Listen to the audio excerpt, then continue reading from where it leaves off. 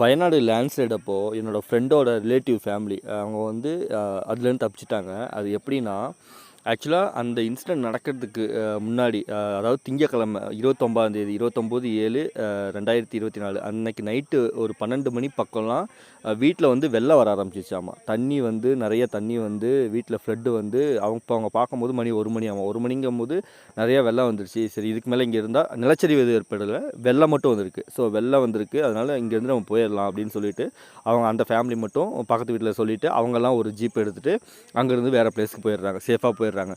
இவங்க போன ஒரு ½ அன் ஹவரில் 1:30 ஆச்சு இங்கேருந்து கிளம்பும்போது. இவங்க போன ஒரு ½ அன் ஹவரில் லேண்ட்ஸ்லைடு ஏற்பட்டு கிட்டத்தட்ட அங்கேருந்து உயிர்கள் எல்லாமே இதாகிடுச்சு. நாங்கள் பார்க்க போகும்போது அவங்க என்ன சொல்லியிருந்தாங்கன்னா, இது மாதிரி நாங்கள் இங்கே இந்த பிளேஸில் இருக்கோம், நீங்கள் வந்து கூட்டிகிட்டு போங்க அப்படின்னு. பட் அந்த மேப்பாடி நாங்கள் போகும்போது மணி 11 ஆகிடுச்சு காலையில்.